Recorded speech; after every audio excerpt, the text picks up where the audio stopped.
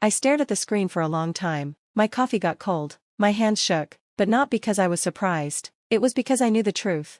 There she was, my sister, smiling in a white dress, surrounded by flowers and happy people. Her new husband kissed her cheek. Everyone we knew was in that photo, everyone except me. I wasn't invited to the happiest day of her life. They didn't even mention me, and what hurt the most, I wasn't shocked. My name is Claire. I'm 34 years old enough to know that silence can be louder than words. I used to be her maid of honor in all our dreams. Then she married the boy who bullied me in high school and erased me from her life. We used to plan our weddings together. We made veils out of pillowcases, danced barefoot in the backyard, and said things like, if we marry on the same day, we'll share the place. I'm 2 years older, but she was always the shining star. I didn't mind being in her shadow. When we were kids, we made a tape together. It was silly and high-pitched, but special. We promised no man would ever come between us. We would walk each other down the aisle, forever sisters, forever best friends. It hurts more when people break promises made as kids, because back then, those promises really meant something. Things didn't break suddenly. It was slow and painful. It started with a boy, Liam. He came to our school in junior year. Perfect hair, fake smiles. He flirted with teachers and cheated on tests. He also made my life terrible. He started a rumor that I liked a gym teacher. He said I did things in the locker room that I didn't. It ruined my reputation. People treated me badly for months. I didn't go to prom because I couldn't stand the gossip. When I found out Liam did it, I told him. He laughed and said it was a joke. You should be proud. I never forgot that smirk. So when my sister started dating Liam 2 years later, yes, 2 years later, I thought it was a bad coincidence, but it wasn't. I remember trying to warn her once at lunch. She was happy and glowing. I said, be careful with Liam, he's not who you think. She put down her fork and looked at me. You always hate the guys I like. Admit it, you're jealous. That word, jealous, hurt like a knife. I said nothing after that. I didn't push. When someone you love won't believe you, no proof can change their mind. But it got worse. One summer at a family dinner, Liam sat at the head of the table like a king. I tried to be calm. Funny how life works. The guy who made my school year awful is now at our dinner table. My dad's face changed fast. Are you seriously bringing that up? Let it go. My sister didn't react. She kept eating. My mom gave me a tight smile that said, don't embarrass us. That night, I cried in my car, not because of what they said, but because they didn't care. A week later, I went to my parents' house to get my old books. I heard them talking quietly in the kitchen. Mom said, if we don't leave her out, she'll ruin the wedding. It's her or the ceremony. That's when I knew they had already made their choice. I wasn't even worth pretending for. A few days later, the invitation arrived, but not for me, for them. My parents opened it happily, talked about the gold letters and the food. When I asked if there was an invitation with my name, they just stared at me. Then, hours later, I got a message from my sister. I just want peace at my wedding, please understand. No call, no explanation, no sorry, just a sentence that really meant, you're not welcome. I didn't answer, there was nothing left to say. When your family chooses to ignore you, when your sister marries your bully and stands with him over you, you stop asking to be heard. You start thinking about what to do with the silence they leave behind. As I sat there looking at her perfect wedding photo, I realized something. She thought she had erased me, but sometimes, being left out is louder than being included, and I was ready to show her that. Some people send fancy gifts or go to the wedding with speeches and champagne. Me? I sent silence, wrapped like a present, tied with memory. If I wasn't going to be at her wedding, I would still be there, not as a guest, not as a sister, but as a reflection. It started with a shoebox. I hadn't touched it in years. It sat in the back of my closet like a tomb, full of old memories. When I opened it, I smelled time, old paper, dust, and childhood.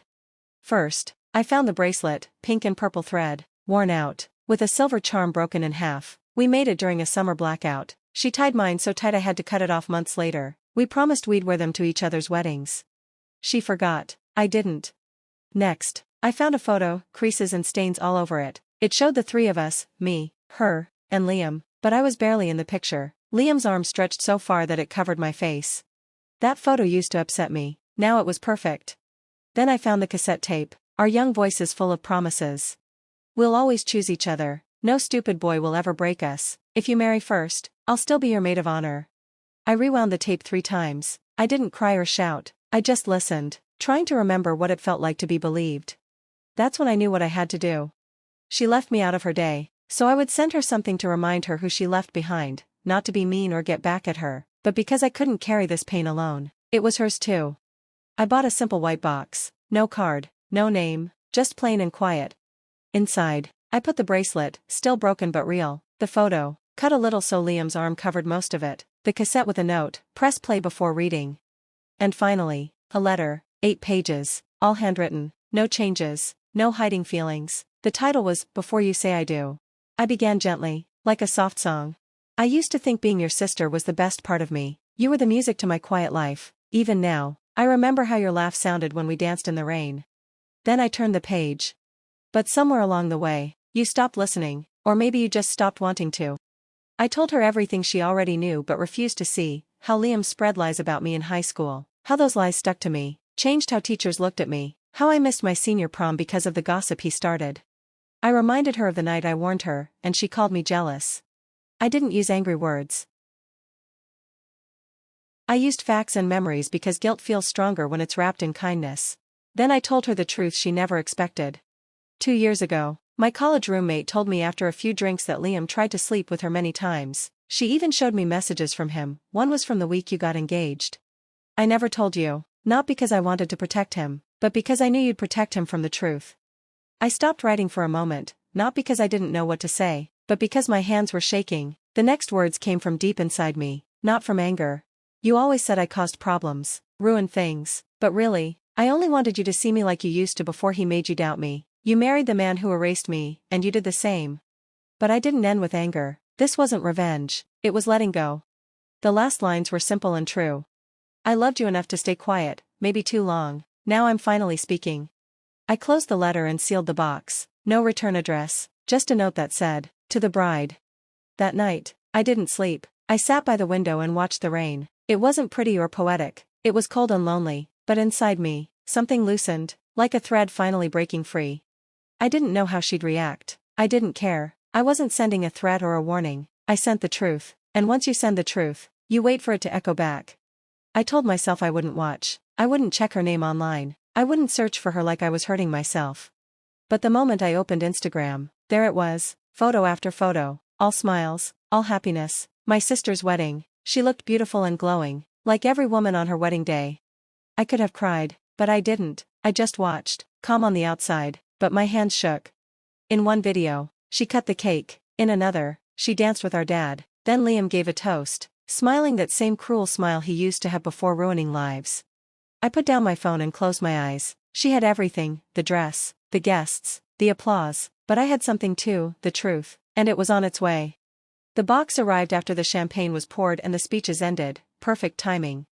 The delivery man came in like any other worker, clean shirt, clipboard, blank face. The box was plain white with a note, to the bride. Her maid of honor took it, curious. The guests leaned in, thinking it was from a distant friend or relative. She slowly opened the box. First, the bracelet. She froze, staring at the broken silver charm, the one she tied to my wrist 15 years ago. Liam leaned over, squinting. What's that? She didn't answer, just kept opening. Next was the cassette tape. She blinked. My handwriting was on it, play before reading. Her lips parted, her breath caught, but she didn't play it. She set it down with shaking hands and pulled out the next thing, a folded paper with the rumor Liam spread long ago. Some guests noticed, some didn't, but when she reached the letter titled, Before You Say I Do, the room's mood changed. She opened it and started reading. At first, it was quiet, just her voice softly reading my words. I used to think being your sister was the best part of me. People stopped talking, the music paused. She kept reading. But somewhere along the way, you stopped listening, or maybe you stopped wanting to. Her voice shook, her hands trembled, then she read the next part. 2 years ago, my college roommate told me Liam tried to sleep with her the same week you got engaged. Gasps filled the room, a glass broke somewhere, the air felt sharp and cold. Liam's face went from confused to scared. I never told you, not to protect him, but because I knew you'd protect him from the truth. He jumped up. That's a lie, Liam shouted, grabbing the letter. She's lying, she's just bitter. But it was too late, everyone had heard enough. The silence that followed was louder than any scream. My sister just stood there, holding the letter like it burned her. Then the final surprise came, not from me, but from the crowd.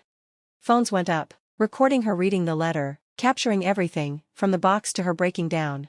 A bridesmaid whispered, "It's already online," and just like that, it spread.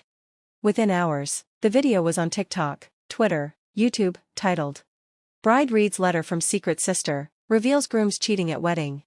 Comments poured in. "This is like a movie. Good for her sister, what a queen. This is why you don't ignore red flags. Liam looks scared.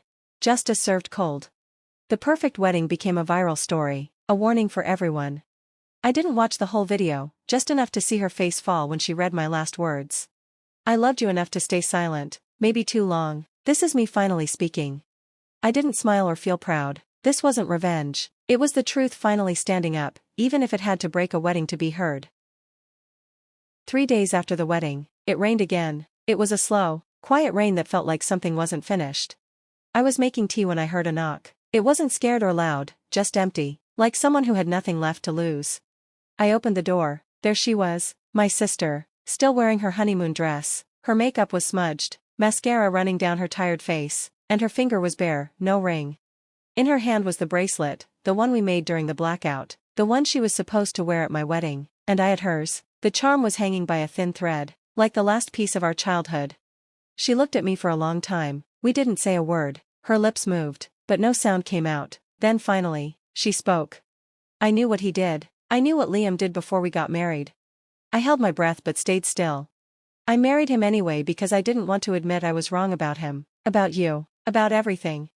Her voice broke on the last word. She squeezed the bracelet tight, like it might disappear if she let go.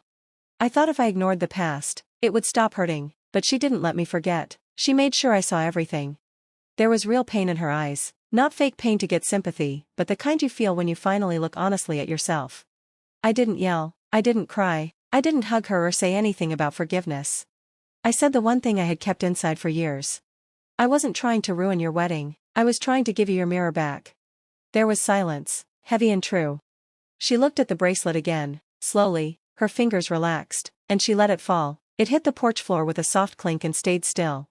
She started to leave but stopped at the first step, didn't look back or ask for anything. She just said, "I don't think I know who I am without you." Then she left, no big goodbye, no apologies wrapped up in pretty words, just silence, the kind that speaks louder than anything else. I stayed there a while after she was gone, listening to the soft rain on the roof. The truth, I didn't feel like I won, I didn't feel justified, but I felt lighter.